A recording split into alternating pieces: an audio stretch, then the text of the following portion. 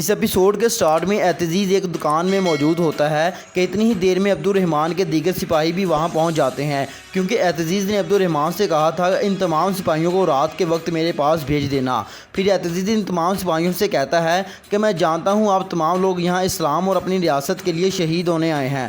ہم سب لوگوں کا مقصد ارطغرل صاحب اور ان کے دوسرے سپاہیوں کو بحفاظت اس قلعے کے اندر داخل کروانا ہے۔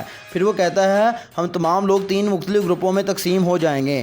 پہلا گروپ قلعے کے داخلی دروازے پر موجود سپاہیوں کو نشانہ بنائے گا، دوسرا گروپ گورنر آرس کے قلعے کی دیواروں پر تعینات کردہ سپاہیوں کو نشانہ بنائے گا، اور تیسرا گروپ اندر والے سپاہیوں کو داخلی دروازے تک آنے میں روکنے کی کوشش کرے گا۔ اللہ ہم تمام لوگوں کا حامی و ناصر ہو۔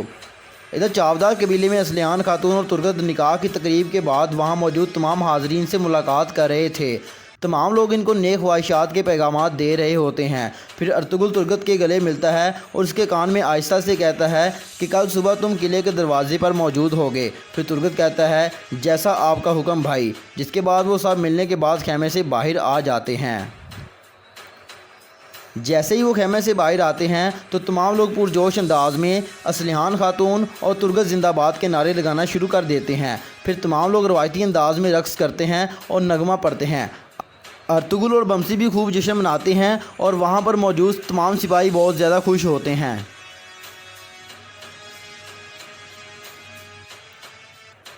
ادھر خیمے میں اسما خاتون کہتی ہے مجھے معاف کر دینا اصلیحان خاتون، جس کے بعد وہ زہر شربت والے مٹکے میں ڈال دیتی ہے اور خود وہاں سے چلی جاتی ہے۔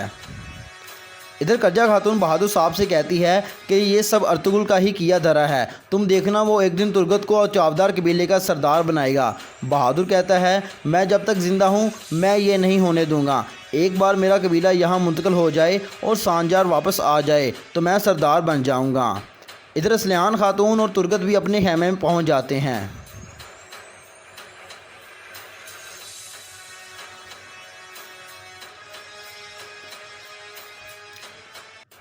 ترگت اصلیحان سے کہتا ہے کہ ہم دونوں بہت سی مشکلات سے نکل کر یہاں تک آئے ہیں، لیکن اللہ کا شکر ہے ہم یہاں صحیح سلامت موجود ہیں۔ اصلیحان کہتی ہے ہم مل کر تمام تر مشکلات کا مقابلہ کریں گے اور اپنے قبائل کو مصائب سے نکالنے میں ایک دوسرے کی مدد کریں گے۔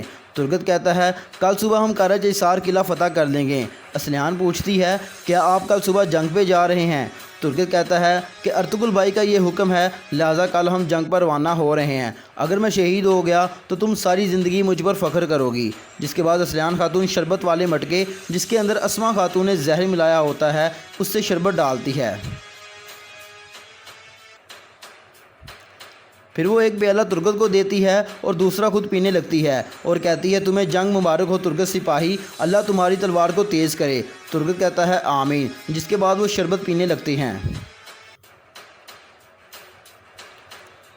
ادھر جنگل میں سعادتین اپنے خیمے میں موجود ہوتا ہے اور غم و غصے کی حالت میں مبتلا ہوتا ہے۔ پھر وہ کہتا ہے اگر میرا دل غم میں مبتلا ہے تو میں تمہیں بھی چین کی زندگی نہیں گزارنے دوں گا۔ میں قسم کھا کر کہتا ہوں کہ ارطغرل تم نے جو کچھ بھی کیا ہے میں اس کا انتقام لے کر رہوں گا۔ ادھر ترگت اپنے خیمے میں نماز ادا کر رہا ہوتا ہے اور اصلیحان اپنے بستر پر بیٹھی ہوتی ہیں کہ کچھ ہی دیر کے بعد ان دونوں کو زہر کا اثر ہونے لگتا ہے، جس کے بعد ان کے پیٹ میں شدید درد شروع ہو جاتا ہے۔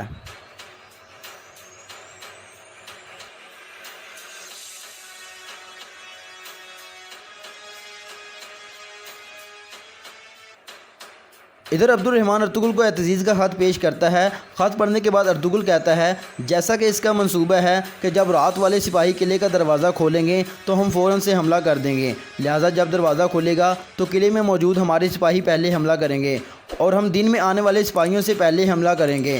آرتو بھائی کہتے ہیں اگر ہم نے وہاں پہنچنے میں تاخیر کر دی تو پھر ہمارے سپاہی مارے جائیں گے۔ ارطغرل کہتا ہے ہم سورج کے نکلنے سے پہلے ہی قلعے کے نزدیک پہنچ جائیں گے تاکہ ہمارے گھوڑے کچھ دیر کے لیے آرام کر سکیں۔ بمسی پوچھتا ہے یہ اعتزیز کون ہے بھائی؟ ارطغرل کہتا ہے وقت آنے پر تمہیں سب معلوم ہو جائے گا، فی الحال تم جاؤ اور قبیلے کی خواتین کو لے کر یہاں آؤ تاکہ میں ان کو کل کی جنگ کے بارے میں بتا سکوں۔ پھر بمسی وہاں سے روانہ ہو جاتا ہے۔ ادھر چاودار قبیلے میں اصلیحان خاتون اور ترگت کی زہر کی وجہ سے طبیعت کافی زیادہ بگڑ رہی ہوتی ہے۔ ترگت چکراتے ہوئے اسلیان خاتون کے پاس جا گرتا ہے۔ اسلیان ترگت سے پوچھتی ہے کہ یہ ہمارے ساتھ کیا ہوا ہے۔ ترگت کہتا ہے فکر نہیں کرو، تم اللہ کے حکم سے ٹھیک ہو جاؤ گی۔ اسلیان کہتی ہے مجھے بہت درد محسوس ہو رہا ہے، جس کے بعد ترگت کہتا ہے یا میرے رب مجھے تھوڑی سی طاقت دے، جس کے بعد وہ چکراتا ہوا خیمے سے باہر نکل جاتا ہے۔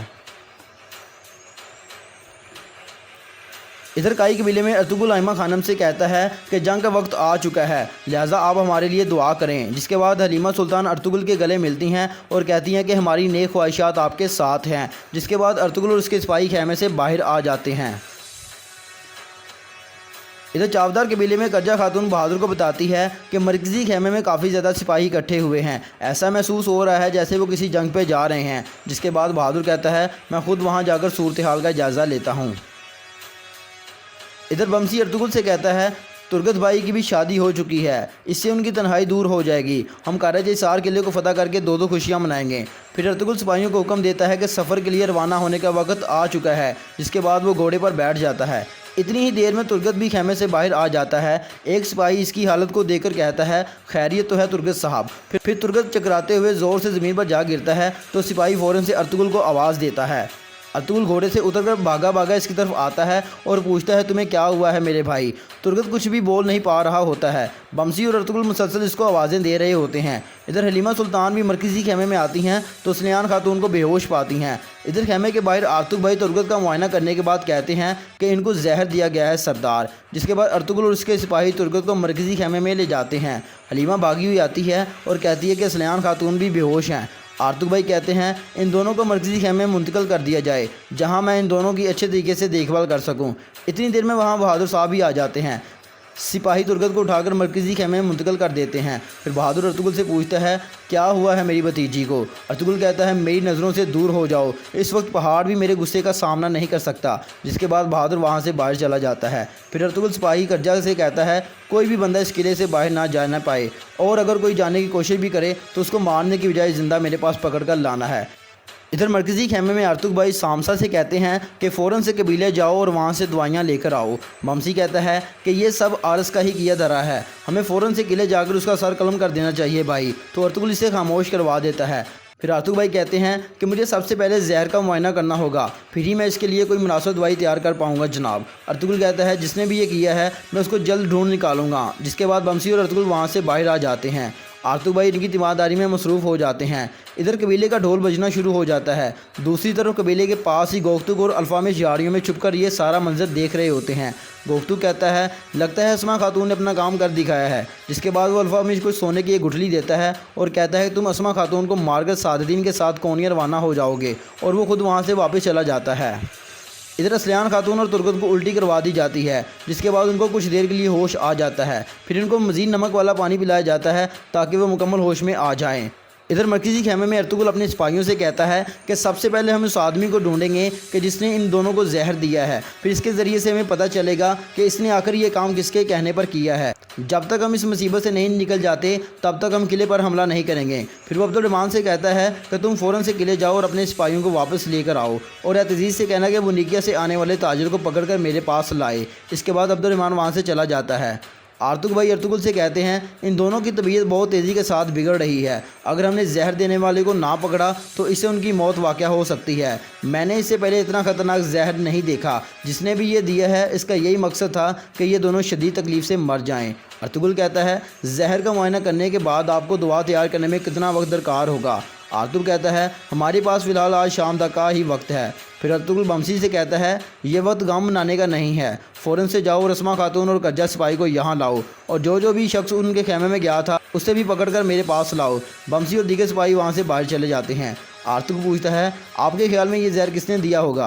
ارطغرل کہتا ہے یا تو امیر سعادتین یا بہادر یہ کام کر سکتا ہے، انہوں نے عین اس وقت یہ کام کیا جب ہم جنگ پر روانہ ہونے والے تھے، اگر ہم نے اس چیز کا پتہ نہ چلایا تو بہت خون بہے گا۔ اس طرح سے اس ایپیسوڈ کا یہاں پہ اختتام ہو جاتا ہے۔ دوستوں آپ سے ریکویسٹ ہے کہ جاتے ہوئے اس ویڈیو کو لازمی لائک کریں، کمنٹ سیکشن کے اندر اپنی رائے کا اظہار کریں، اور اس ویڈیو کو زیادہ سے زیادہ شیئر کر کے چینل کو ضرور سبسکرائب کریں۔